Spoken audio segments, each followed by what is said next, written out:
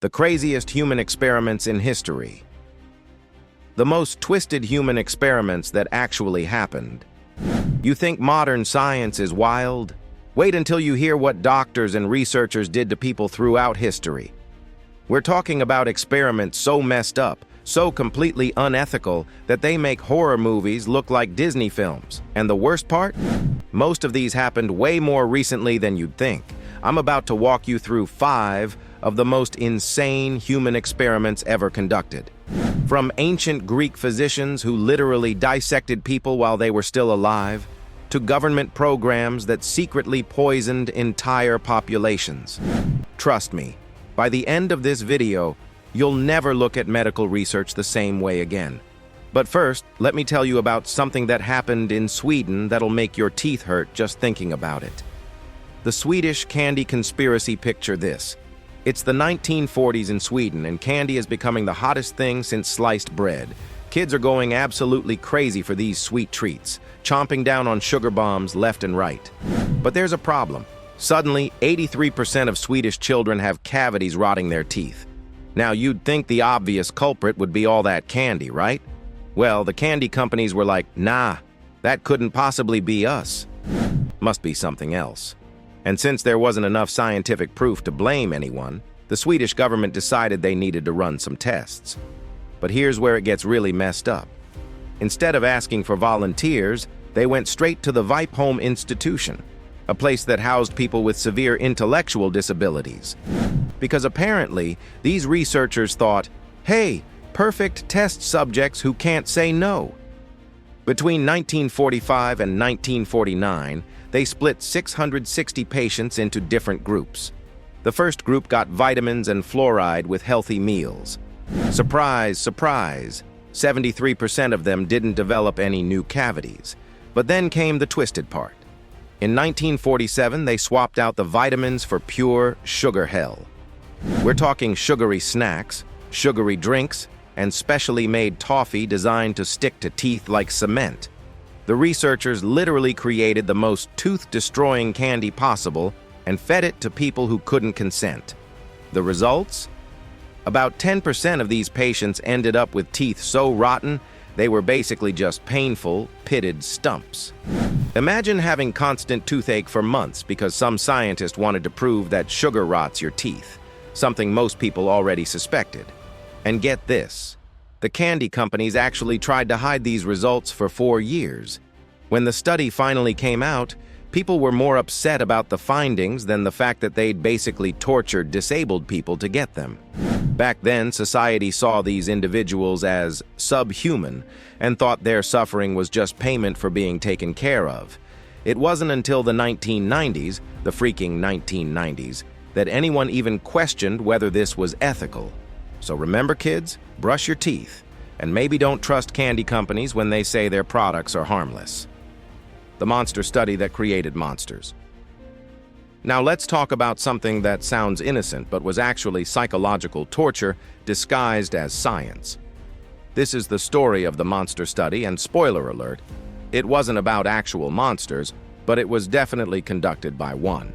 Meet Wendell Johnson, an American psychologist who had a theory about stuttering. He thought maybe you could cure stutters with positive reinforcement, or, and here's where his brain went completely sideways, maybe you could create stutters by being a complete jerk to kids. So what did this guy do? He rounded up 22 orphans between ages 5 and 15. Because orphans apparently are always the go-to test subjects when you want to mess with children's minds. Here's how this sick experiment worked. They divided the kids into 4 groups. Group 1A had 6 non-stuttering kids who were told, "Great job, you're amazing speakers." Group 1B had 5 stuttering kids who were told, "Don't worry, this is just a phase, you'll get better." But then we get to the really messed up groups. Group 2A had 6 perfectly normal-speaking kids who were told they were starting to develop stutters, which was a complete lie. These kids were constantly criticized and told to get their act together for a speech problem they didn't even have.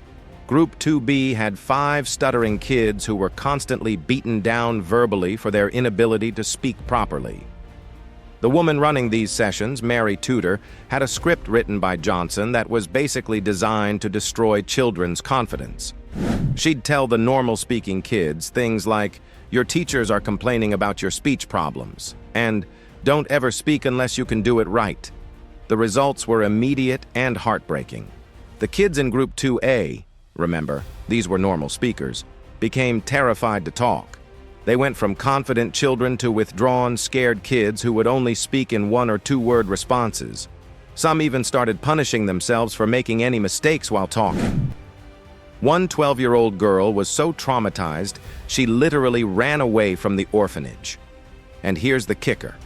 None of the kids in Group 2A actually developed stutters. But the psychological damage was permanent. These children carried communication problems for the rest of their lives. They couldn't even tell their parents they loved them properly. So what did this research prove? That you can't cure stutters by being nice, and you can't create stutters by being mean. But you can absolutely destroy children's mental health by verbally abusing them. Groundbreaking science right there, Wendell. The study got its nickname, the Monster Study, because even other researchers at the time thought it was so unethical that only a monster would conduct it. And they were right. The prison that became a chemical weapons testing ground. All right, time to crank up the evil factor. Let's talk about Holmesburg Prison in Philadelphia, where from 1951 to 1974, inmates became human guinea pigs for some of the most dangerous experiments you can imagine. After World War II, the pharmaceutical industry was booming, and everyone wanted to test new drugs and chemicals. The problem? Ethics were basically non-existent, and informed consent was just a suggestion. American scientists looked at the Nazi experiments and said, "That's terrible, but the data might be useful." Enter Dr. Albert Kligman, a dermatologist who walked into Holmesburg Prison for the first time and reportedly said he saw acres of skin, like a farmer looking at fertile farmland. That's not a normal thought to have about human beings, by the way. That's a massive red flag wrapped in a lab coat. The experiments at Holmesburg were funded by major corporations, Johnson & Johnson, Dow Chemical Company, and even the U.S. Army. These weren't small-scale tests. We're talking about exposing prisoners to radioactive materials, chemical weapons, carcinogenic compounds, skin-blistering chemicals, psychoactive drugs, various STDs. One of the most infamous substances they tested was dioxin, a key ingredient in Agent Orange, the herbicide that killed over 700,000 people during the Vietnam War. They were literally testing chemical weapons on American prisoners. The experiments were technically voluntary. Prisoners got paid a few bucks for their participation. But when you're desperate and locked up, is it really voluntary? It's like asking a starving person if they want to eat poison for money. One prisoner, Withers Ponton, described how doctors cut open his lower back, stuffed it with medical gauze, sewed him back up, then removed the gauze 10 days later. He had no idea what they were testing for, but hey, he got 10 bucks for each cut. By the 1970s, over 90% of the prison's population had participated in at least one experiment. These men were scarred for life, both physically and mentally. But the research led to medical advances that we still use today. So here's the question that'll keep you up at night. Would you rather have medicine that works because it was tested on paper, or medicine that definitely works because it was tested on real humans who suffered for it? The angel of death's playground. Now we're getting into the really dark stuff. If you've heard of Nazi human experiments, you probably know about Joseph Mengele, the angel of death. But let me tell you exactly why this guy was one of the most evil humans who ever lived. Mengele was an SS officer and physician at Auschwitz-Birkenau. His official job was to decide which prisoners were healthy enough to work and which ones got sent straight to the gas chambers. But that wasn't enough evil for one man. He also used his position to conduct the most twisted medical experiments imaginable. This guy had specific interests that make your skin crawl. He was obsessed with people who had different colored eyes, people with dwarfism, and especially identical twins. He handpicked over 1,500 subjects, mostly children, who got spared from the gas chambers. They were even fed better than other prisoners. But here's the catch. They were kept alive for something much worse than a quick death. One survivor described Mengele as someone who could be so kind to children, bring them sugar, think of small details in their daily lives, and then send them to the crematorium an hour later. That level of psychological manipulation is pure evil.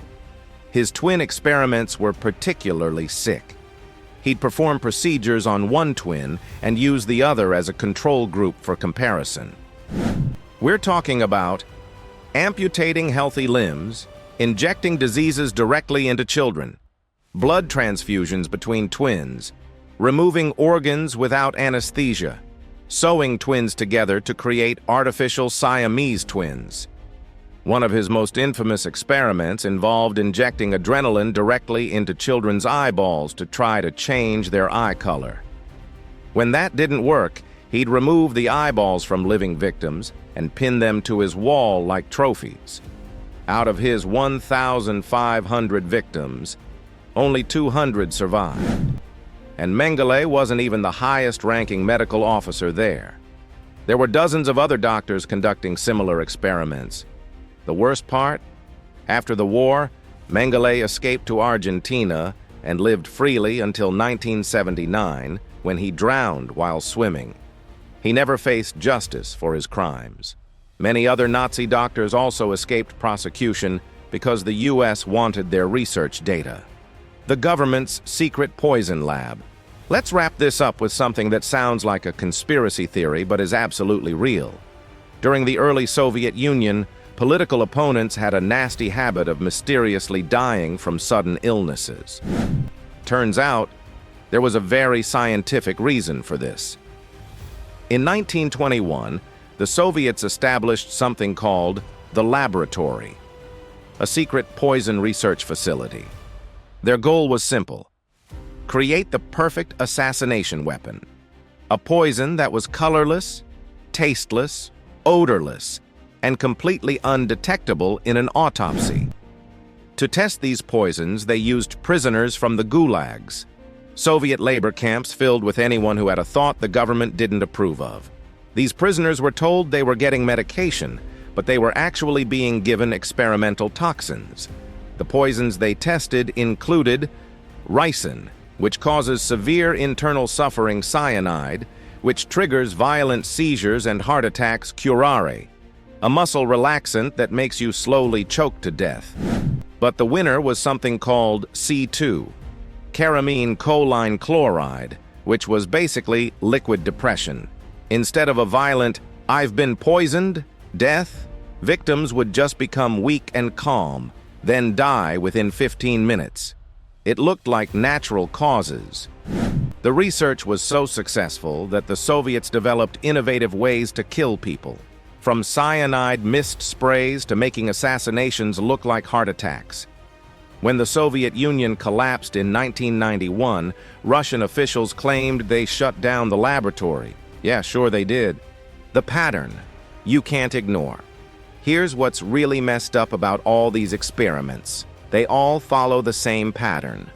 Researchers target the most vulnerable people in society: prisoners, orphans, disabled individuals, minorities, people in other countries. They justify it by saying the research will help humanity, but most of the time, the results are either useless or could have been obtained through ethical means. And the people in charge? They almost never face consequences. The Swedish researchers kept their jobs. Wendell Johnson became a respected professor. The Holmesburg doctors continued their careers.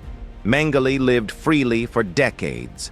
The Soviet poisoners probably just moved to different government jobs. The scariest part is how recent some of this stuff is. The Swedish candy experiments ended in 1949. The monster study was in the 1950s.